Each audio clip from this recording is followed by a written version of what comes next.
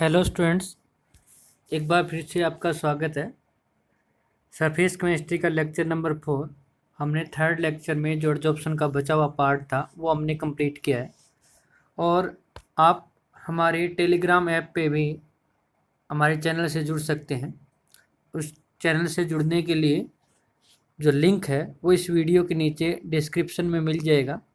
उसका फ़ायदा ये रहेगा कि आपको कोई भी डाउट है या फीडबैक है तो आप हमसे डायरेक्ट कॉन्टैक्ट कर सकते हैं।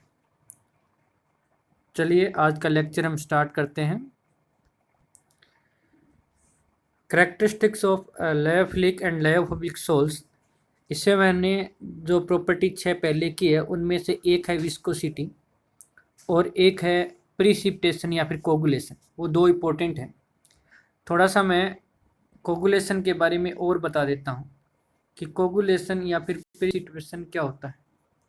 बात करें हम कोगुलेशन की तो हमने देखा था कि अगर किसी सोल्स के अंदर, जैसे मान लीजिए उस सोल्स के अंदर पॉजिटिव चार्ज पार्टिकल है, तो इसके अंदर जब NaCl इलेक्ट्रोलाइट ऐड करते हैं या कोई और इलेक्ट्रोलाइट ऐड करते हैं तो जो आपका Cl नेगेटिव होगा, इसके अंदर NaCl के अंदर क्या है, Na पॉजिटिव Cl नेगेटिव होगा।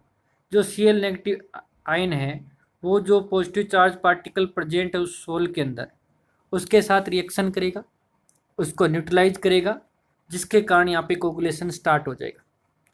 तो कोगुलेशन का मतलब हो गया नीचे बैठ जाना, जमना, ये मैं पहले ही बता चुका हूँ। इसमें और क्या बात बताने वाली थी, तो यहाँ पे एक रूल आता है जिसको आप हार्डी-शुल्ज़ रूल कह सकते हैं। और ये जो रूल है ये क्या कहता है, सिर्फ दो बात कहता है। पहली बात कि opposite ion present in electrolyte, जो इलेक्ट्रोलाइट के अंदर प्रेजेंट है opposite ion is responsible for coagulation. वो ही रेस्पॉन्सिबल है किसके लिए, फॉर कोगुलेशन के लिए या प्रिसिपिटेशन के लिए अपोजिट जो आयन है वो आपका क्या रेस्पॉन्सिबल। जैसे अगर इस सोल के अंदर जो पार्टिकल पे पॉजिटिव चार्ज है तो आपका नेगेटिव जो Cl नेगेटिव है वो रिस्पॉन्सिबल है। या फिर इस पे हम मान लें कि इस पे नेगेटिव चार्ज पार्टिकल है सोल के अंदर तो उसके लिए रिस्पॉन्सिबल कौन सा होगा, अन्य पॉजिटिव होगा। तो ये बात बोली है सबसे पहले तो इस रूल के अंदर कि जो opposite ion present in electrolyte is responsible for the coagulation. और दूसरी बात क्या बोली है वो आपकी ज़्यादा इंपॉर्टेंट रहेगी। सेकंड पॉइंट ये बोला है, हायर द वैलेंसी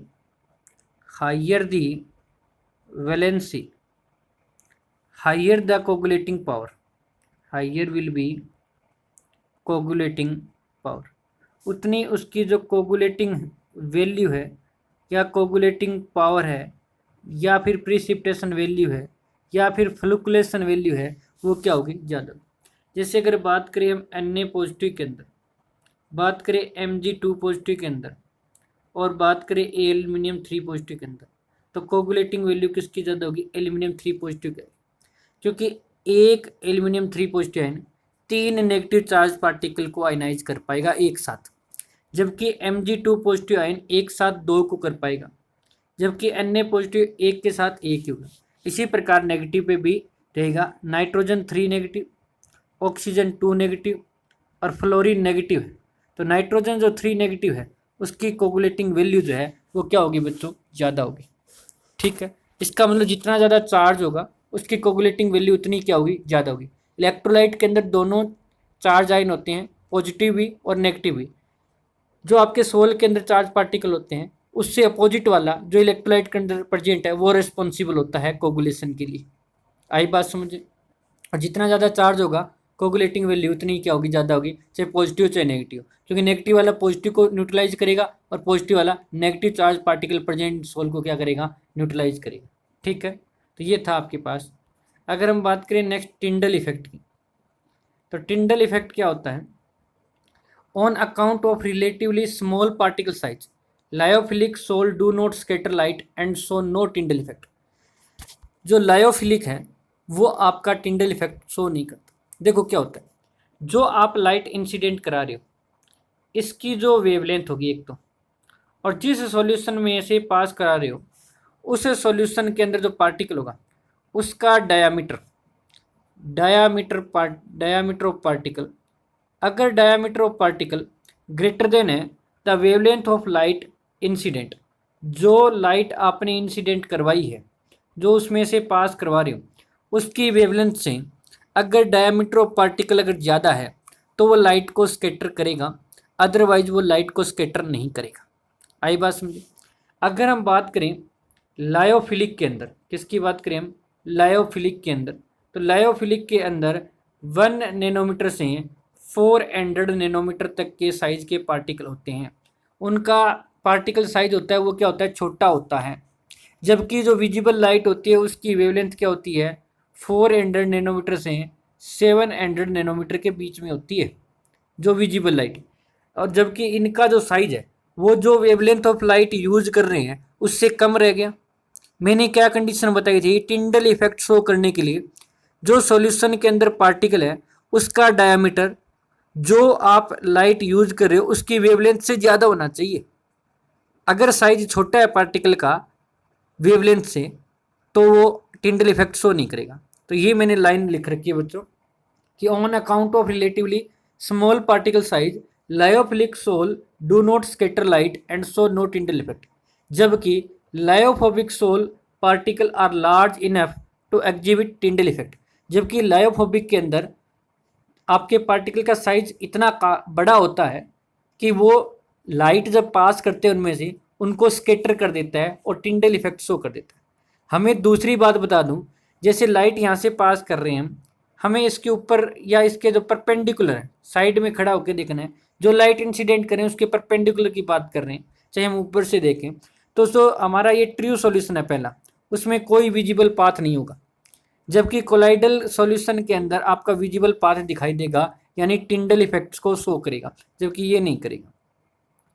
और बात करें सस्पेंशन का तो उसमें तो साइज और भी बड़ा हो गया, यानी जो टिंडल इफेक्ट शो करने की जो कंडीशन है वो फुलफिल आसानी से हो रही है, तो ये तो आपका शो करे ही करेगा, उसके अंदर तो आप पार्टिकल को भी देख सकते हो।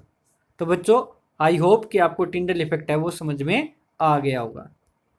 नेक्स्ट अगर बात करें माइग्रेशन इलेक्ट्रिक फील्ड की, कि जब इलेक्ट्रिक फील्ड लगा दें तब क्या होता है, तो इसमें एक और टॉपिक भी आता है बच्चों जिसको हम बोलते हैं इलेक्ट्रोफोरेसिस। क्या बोलते हैं बच्चों, इलेक्ट्रोफोरेसिस। अब इलेक्ट्रोफोरेसिस क्या होता है इसमें क्या होता है बच्चों, एक यू शेप की ट्यूब होती है। क्या होती है बच्चों, यू शेप की ट्यूब होती है। इस ट्यूब में एक तरफ हम बैटरी से लगा देंगे पॉजिटिव और एक तरफ लगा देंगे नेगेटिव। मान लीजिए इधर लगा दिया मैंने नेगेटिव और इधर लगा दिया हमने पॉजिटिव, और इससे आप प्लेटिनम फॉइल वगैरह कनेक्ट करके भी डिप्ट कर सकते हो। और इसके अंदर आप डाल दोगे सोल, इसके अंदर क्या डाल दोगे आप, सोल। और जैसे ही स्विच ऑन करोगे तो इसके अंदर या तो पॉजिटिव चार्ज पार्टिकल होंगे या फिर नेगेटिव चार्ज पार्टिकल होंगे।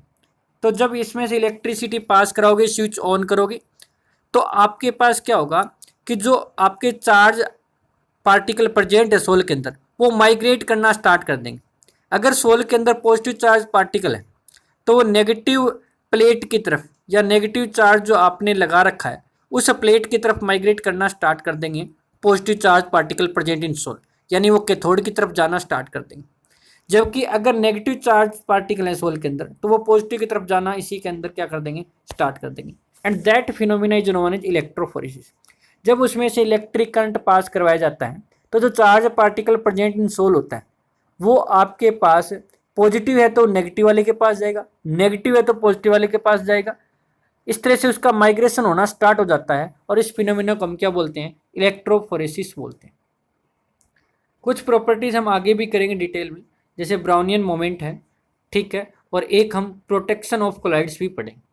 तो lyophilic sol particle proteins migrate to anode और कैथोड और नॉट एट ऑल, या तो वह एनोड की तरफ जाएगा या फिर कैथोड की तरफ जाएगा या फिर कहीं नहीं जाएगा जब उसको इलेक्ट्रिक फील्ड के अंदर रखा जाता है।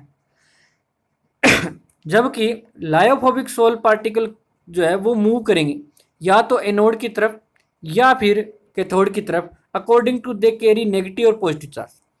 लायोफिलिक जो आपका सोल होता है उसमें कई ऐसे भी पार्टिकल होते हैं जिसपे चार्ज नहीं होता है, तो वो कहीं नहीं जाएगा इलेक्ट्रिक फील्ड अप्लाई करने पे, ना तो वो पॉजिटिव की तरफ जाएगा ना वो नेगेटिव की तरफ जाएगा। जबकि लायोफोबिक सोल की अगर हम बात करें, उस पर अगर हम इलेक्ट्रिक फील्ड अप्लाई कर दें तो वो आपके पास माइग्रेट होना स्टार्ट हो जाएंगे, या तो एनोड की तरफ है या फिर कैथोड की तरफ। और वो डिपेंड किस पे करेगा कि जो लायोफोबिक सोल के अंदर जो पार्टिकल है उन पे चार्ज कैसा है, जो अक्सर कि मैंने आपको बताया। ठीक है, ये जो आपका क्वेश्चन है बहुत इंपॉर्टेंट है, ये नोट्स में नहीं मिलेगा, ये आप इसी वीडियो से लिख लें बच्चों, फिर से सुन लें, इंपॉर्टेंट टॉपिक है, बहुत बार पूछा जाता है कि right the difference between lyophilic sol and lyophobic sol. ये नोट्स में आपको नहीं मिलेगा, तो यहीं से लिख लें, वीडियो से अभी पॉज करके आप इसको लिख सकते हो या फिर स्क्रीनशॉट ले सकते हो, बाद में लिख लेना। इनको हम इंट्रिंसिक बोलते हैं, आई एन किस लिए लिखा हो गया है, इसको हम इंट्रिंसिक बोलते हैं, जबकि इसको हम एक्सट्रिंसिक बोलते हैं। क्या बोलते हैं? एक्सट्रिंसिक। इसको हम क्या बोलते हैं? इंट्रिंसिक। क्या क्या है इनकी बात कर लेते हैं। Prepared by direct mixing with dispersion medium. मैंने बताया था कि जो लायोफिलिक सोल होता है उसकी क्या विशेषता बताई थी कि dispersed phase have great affinity for dispersion medium. सीधी सी बात भाषा में बात की जाए कि जो डिस्पर्स्ड फेज है और डिस्पर्सन मीडियम है उनके बीच में लगाव अच्छा है, तो उनको केवल मिलाने की जरूरत ही मिल जाएंगे। जबकि लायोफोबिक सोल के अंदर जो डिस्पर्स्ड फेज होता है और डिस्पर्सन मीडियम होता है उनके बीच में अट्रैक्शन अच्छी नहीं होती, लगाव अच्छा नहीं होता, तो डायरेक्ट मिक्सिंग से बात नहीं बनने वाली। लिटिल और नो चार्ज ऑन पार्टिकल।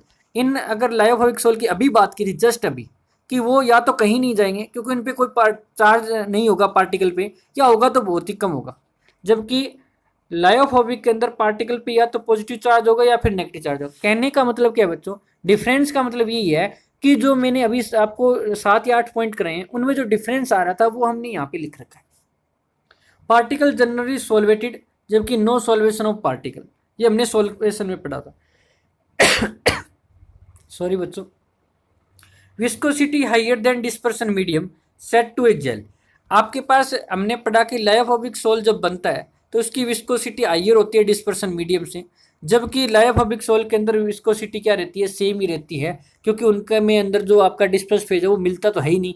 तो जो आपका डिस्पर्सन मीडियम की जो विस्कोसिटी होती है लगभग वही विस्कोसिटी आपकी लायोफोबिक सोल की रहती है, जबकि लायोफिलिक के अंदर है विस्कोसिटी जो है वो बढ़ जाती है। Precipitated by high concentration of electrolyte.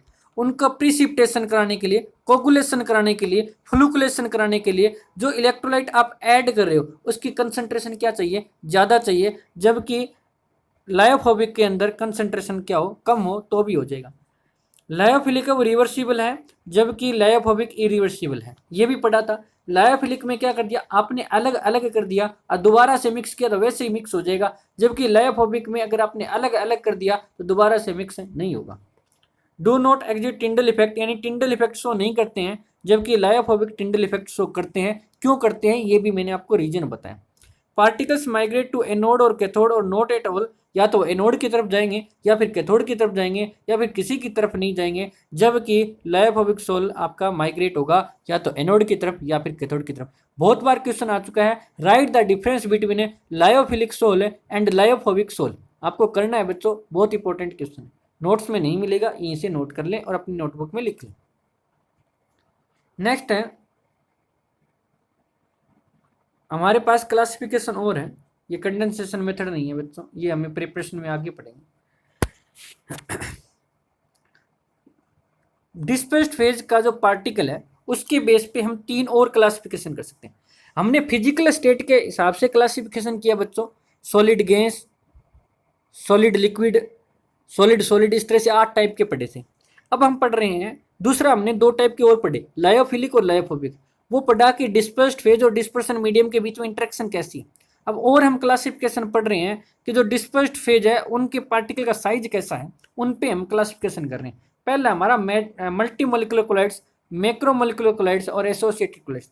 जो मैंने आपको जेल वगैरह बताया, मिल्क बताया, ये जो बटर क्रीम ये बताया, ये तो इसमें 1 नंबर का आने का चांस था। लायोफिलिक और लायोफोबिक में डिफरेंस कर लिया तो आपका डेफिनेशन आ जाए, चाहे कैसी आ जाए आप कर सकते हो। और अगर आपको ज्यादा क्वेश्चन पूछने के चांस रहता है वो लायोफिलिक या लायोफोबिक में से, या फिर यहाँ पे एक टर्म दे देगा मल्टी मोलिकुलर मैक्रोमोलिकुलर एसोसिएटेड, इनको डिफाइन करना है। कहने का मतलब क्या है, ये पार्ट आपको पक्का 100% क्लियर होना चाहिए, आप जरूर याद करेंगे। थ्योरेटिकल चैप्टर बच्चों, multi molecular colloids, macromolecular colloids और एसोसिएटेड कोलाइड्स, इनके बारे में 1 बाय 1 जान लेते हैं। सबसे पहले हम बात करते हैं मल्टी मोलिकुलर कोलाइड्स में। मल्टी मोलिकुलर कोलाइड्स में क्या होता है बच्चों, जिनका साइज जो होता है वो पहले ही आपका क्या होता है, छोटा होता है, और बहुत सारे पार्टिकल्स जो हैं वो आपके पास इकट्ठा होना स्टार्ट कर देते हैं, मल्टीपल में आ जाते हैं। जैसे इसमें आपके पास आना स्टार्ट कर दिया। जैसे पहले आपके पास क्या था, ये जो आयंस है जो इस गोल्ड नैनो पार्टिकल के ऊपर है, ये मल्टी लेयर भी बनाना स्टार्ट कर देंगे और इनके ऊपर चिपकना क्या कर दिया, स्टार्ट कर दिया। इस तरह से इसका जो साइज है वो आपका जो कोलाइड्स होता है उस कोलाइड की रेंज में आ जाता है। किसकी रेंज में आता है, कोलाइड की रेंज में आ जाता है। इस प्रकार के कोलाइड्स को हम क्या बोलते हैं, मल्टी मोलिकुलर कोलाइड्स बोलते हैं, जिनका एक्चुअल में जो साइज होता है वो पहले छोटा होता है, बट थोड़ा बहुत कह सकते हैं कि एग्रीगेट होकर वो क्या बना लेते हैं, कोलाइड्स की रेंज में आ जाते हैं। उनको हम बोलते हैं मल्टी मोलिकुलर कोलाइड्स। ठीक है। उसके बाद आता है मैक्रो मोलिकुलर कोलाइड्स। मैक्रो का मतलब होता है बड़ा, जो इसे आपके पास प्रोटीन वगैरह हैं, स्टार्च वगैरह हैं, ये सारे भी किस में आते हैं, मैक्रो मोलिकुलर कोलाइड्स के अंदर आते हैं। जैसे नाइलॉन है तो ये भी आपका एक पॉलीमर है। ठीक है। तो ये जो मैक्रो मतलब होते बड़े हैं, हाई मोलिकुलर मास होता है, और इनका जो रेंज अगर आपके पास है कोलाइड की रेंज में आ जाते हैं तो उसको कौन सा बोलते हैं, मैक्रो मोलिकुलर कोलाइड्स बोलते हैं। नेक्स्ट है एसोसिएटेड कोलाइड्स। एसोसिएटेड मतलब जुड़ना, जुड़ के बनाते हैं। इसमें भी एक्चुअल में साइज होता है वो छोटा होता है। ठीक है। जैसे हम सोप मॉलिक्यूल की बात करें तो इस तरह से हमारे पास कार्बन की एक चेन होती है और लास्ट में होता है C double bond O, oxygen पर नेगेटिव। ठीक है। यहाँ अन्य पॉजिटिव लिख सकते हो वो अलग बात है, क्योंकि C17 H35 C double O negative अन्य। इसमें क्या होता है बच्चों, अगर हम बात करें तो ये जो पार्ट आपका, ये जो पार्ट है, ये पार्ट केवल और केवल हाइड्रोकार्बन है। ठीक है। 17 से ज़्यादा भी बन गए होंगे, देख लेते हैं। 1 2 3 4 5 6 7 8 9 10 11 12 13 14 15 16 17, दो ज़्यादा बन गए, कोई बात नहीं, यहाँ से हम सीधा कर देंगे। ठीक। ये जो हाइड्रोकार्बन पार्ट है, ये कौन सा आपका हाइड्रोकार्बन पार्ट। और हाइड्रोकार्बन जो पार्ट होता है वो कैसा होता है, नॉन पोलर होता है बच्चों। कैसा होता है, नॉन पोलर। जबकि ये जो आयनिक पार्ट है ये क्या होता है आपका, पोलर होता है। पोलर पोलर के अंदर डिजोल्व होता है, यानी वाटर जो है वो पोलर होता है। तो आपका जो ये नॉन पोलर है ये आपका हाइड्रोफोबिक पार्ट होगा बच्चों। कौन सा पार्ट होगा, हाइड्रोफोबिक पार्ट होगा। फोबिक का मतलब होता है हेट करना, हाइड्रो का मतलब होता है वाटर, जो वाटर को रिपेल करता है वो हाइड्रोफोबिक।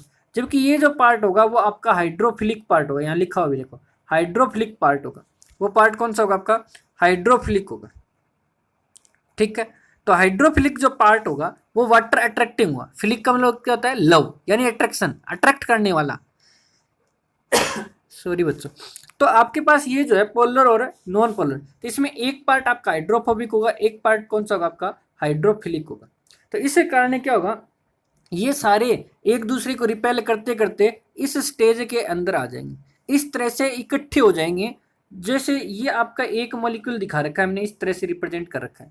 इसका साइज छोटा है, अभी कोलाइड रेंज में नहीं है, बट ये क्या करेंगे, जैसे जैसे इसमें मॉलिक्यूल बढ़ाते जाएंगे, इनकी संख्या बढ़ाते जाएंगे हमें, तो ये एक दूसरे के साथ इकट्ठा होना स्टार्ट कर देंगे और इस तरह से पार्ट ये अपना बना लेंगे, और बीच में आपका नॉन पोलर पार्ट बन जाएगा। अब ये जो बनता है उसको हम बोलते हैं मिसेल। क्या बोलते हैं बच्चों, मिसेल बोलते हैं। और ये इतने इकट्ठे हो जाते हैं कि ये कोलाइड की रेंज में आ जाते हैं। इस प्रकार का जो कोलाइड्स होते हैं उन कोलाइड्स को हम क्या बोलते हैं, एसोसिएटेड कोलाइड्स बोलते हैं बच्चों। क्या बोलते हैं उनको, हमें एसोसिएटेड कोलाइड्स बोलते हैं। ठीक है। अब आपसे एक ये भी है कि why macromolecular colloids are more stable and resemble the true solution. क्योंकि जो मैक्रोमोलिकुलर कोलाइड्स होते हैं बच्चों, उनका साइज 1 नैनोमीटर से लेकर 400 नैनोमीटर के बीच में लाई करता है। यानी ये जो है वो साइज ट्रू सॉल्यूशन के नज़दीक होता है। ट्रू सॉल्यूशन के क्या होता है, नज़दीक होता है। इसीलिए ये क्या होता है बच्चों, ज़्यादा स्टेबल होता है और ये ट्रू सॉल्यूशन से मिलता जुलता होता है। ठीक है। मिसेल्स बनना आपके पास हो गया। जैसे सोप की हम बात करें, C17H35 COO नेगेटिव और Na पॉजिटिव, ये सिटीरेट आयन हमने लिखा है, Na पॉजिटिव हटा दिया। तो ये जो आपके हाइड्रोकार्बन पार्ट है वो इनसोल्युबल टेल है, जबकि नेगेटिव वाला हुआ है वो पोलर हेड है। इस तरह से इकट्ठे हो जाएंगे और आपके पास एक मिसेल बन जाएंगे। देखो बच्चों, सबसे पहले मान लो वाटर के अंदर आपने थोड़ा सा सोप के मॉलिक्यूल डिजोल्व कराए, तो सोप के मॉलिक्यूल कम होंगे ना, तो ये मिसेल नहीं बनेंगे। जैसे इतने मॉलिक्यूल इकट्ठे होंगे तभी तो बनेंगे ना। तो हमें क्या करेंगे, इसकी कंसंट्रेशन बढ़ाना स्टार्ट कर देंगे, सोप को ज़्यादा डिजोल्व करना स्टार्ट कर देंगे। और जिस आपके पास कंसंट्रेशन पे मिसेल फॉर्मेशन स्टार्ट होगा बनना, उसको हम बोलेंगे critical micellization concentration, CMC। Short form में क्या बोलेंगे बच्चों, CMC। बहुत इंपॉर्टेंट टर्म है। एक आएगी आपके पास है क्राफ्ट टेम्परेचर की डेफिनेशन, और एक कौन सी डेफिनेशन आएगी आपके पास है, CMC। दोनों इंपॉर्टेंट डेफिनेशन है, बहुत ध्यान से पढ़ेंगे। वैसे मैंने आपको बता दिया एसोसिएटेड कोलाइड आप ध्यान से पढ़ोगे। तो एसोसिएटेड कोलाइड में हमने देखा कि जो मिसेल का फॉर्मेशन होता है, जैसे जैसे कंसंट्रेशन बढ़ाएंगे वैसे ही मिसेल फॉर्मेशन बनेंगे। और जिस कंसंट्रेशन पे मिसेल बनना स्टार्ट हो जाए बच्चों, उसको हम क्या बोलते हैं, क्रिटिकल मिसेलाइजेशन कंसंट्रेशन बोलते हैं, यानी CMC। और जिस टेम्परेचर पे बनना स्टार्ट होते हैं उसको हम बोलते हैं क्राफ्ट टेम्परेचर। ठीक है। और इस तरह से दिखेगा आपके पास मिसेल जो है, और वो आपके पास ये जो स्पेद है वो नेगेटिव पार्ट है बच्चों। ठीक है। मैकेनिज्म ऑफ मिसेल फॉर्मेशन में आपको मैंने बता ही दिया। ये हाइड्रोफोबिक टेल होता है, ये हाइड्रोफिलिक हेड होता है, ये वाटर अट्रैक्टिंग होता है, ये वाटर क्या होता है, रिपेलिंग होता है। तो सारे एक दूसरे से इकट्ठे होते हैं। ये सीधा सीधा मैंने NCERT से उठा रखा है। इसके साथ रिएक्शन कराएंगे आप, तो आपके पास मिसेल का क्या हो जाएगा, फॉर्मेशन हो जाएगा। कोई कैटायनिक या एनायनिक पार्ट के साथ रिएक्शन कराएंगे तो आपके पास मिसेल का फॉर्मेशन हो जाएगा। ठीक है। ये आपका सरफेक्टेंट हेड है, ये सरफेक्टेंट टेल है। इन्हीं को हमने सरफेक्टेंट बोला है बच्चों, जो आपके पास ये मॉलिक्यूल बन रहे हैं। तो ये इसको आप शॉर्ट फॉर्म में सरफ भी बोल सकते हो। क्या बोल सकते हो, सरफ, यानी जो आपका सरफेक्टेंट है। ठीक है। तो सरफ से भी आपके पास पता है मिसेल बनते हैं।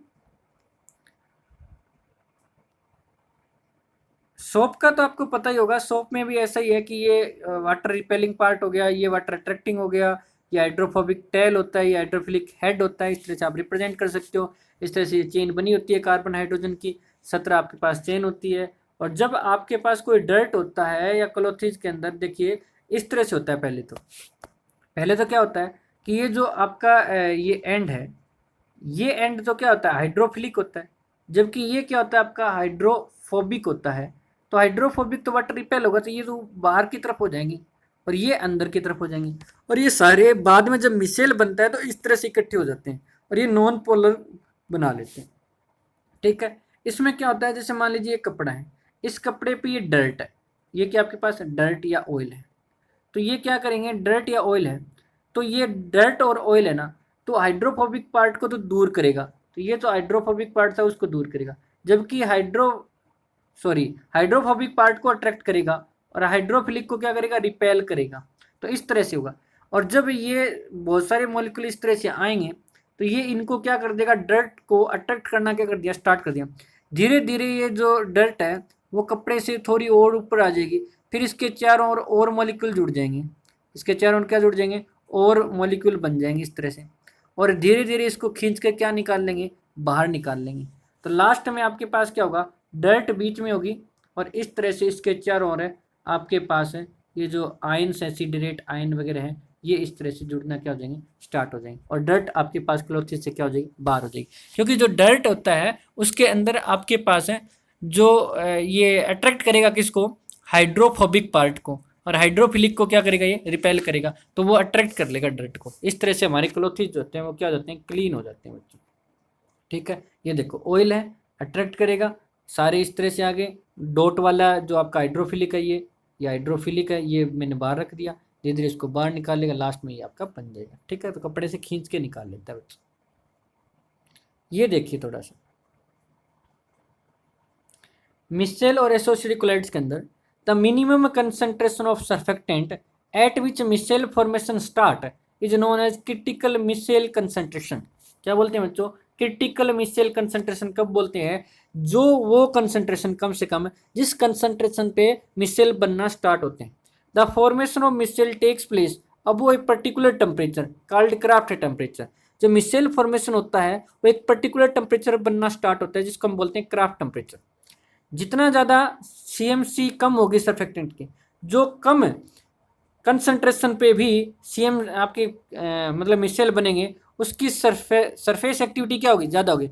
जैसे मान लो मैं कहना तो नहीं चाहता, एक निरमा सर्फ है और एक आपके पास है सर्फ एक्सेल है, तो इनमें क्या खास बात होती है बच्चों। सर्फ एक्सेल अगर एक चम्मच में भी वही काम करेगा तो निरमा के लिए आपको 2 या 3 चम्मच डालनी पड़ेगी। क्यों? क्योंकि उनकी CMC कम है। मिसेल बनने के लिए जो यानी कंसंट्रेशन है वो ज़्यादा चाहिए, कम नहीं है बच्चों, ज़्यादा है। इसकी CMC ज़्यादा है, निरमा की CMC क्या है, ज़्यादा है। यानी यहाँ पे आपको कंसंट्रेशन ज़्यादा देनी पड़ेगी, तब जाके वो मिसेल बनेंगे, तभी वो डर्ट को रिमूव कर पाएंगे। जबकि सर्फ एक्सेल जब आप डालोगे तो इसकी क्या खास बात है कि इसकी जो CMC है वो कम है, यानी कम कंसंट्रेशन पे ही मिसेल बना देता है। ठीक है। After CMC the rate of increase of conductivity is slow than the rate at which its increase below CMC। CMC होने के बाद जो कंडक्टिविटी की रेट होती है वो स्लो हो जाती है, जबकि आपके पास CMC से नीचे कंसंट्रेशन होती है वो क्या होती है, बढ़ती है। यानी अगर आप कंसंट्रेशन बढ़ाते जाओगे बढ़ाते जाओगे बढ़ाते जाओगे और जब मिसेल बनना स्टार्ट हो जाएंगे तो उसकी जो इलेक्ट्रिकल कंडक्टिविटी है वो कम हो जाएगी, जबकि CMC से नीचे इलेक्ट्रिकल कंडक्टिविटी है वो क्या होती है बच्चों, ज़्यादा होगी। ठीक है। नेक्स्ट देखिए,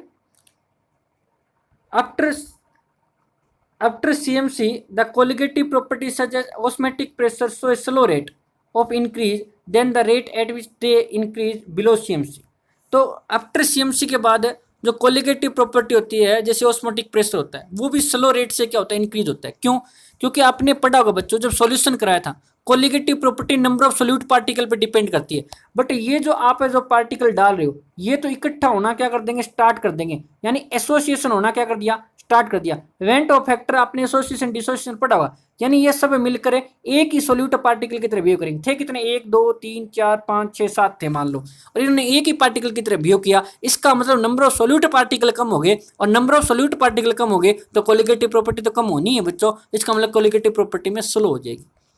इसी प्रकार the process of micellization is mildly endothermic and entropy change the process is positive. Entropy थोड़ा सा इसमें बढ़ता है और जबकि ये प्रोसेस होता है वो एंडोथर्मिक होता है।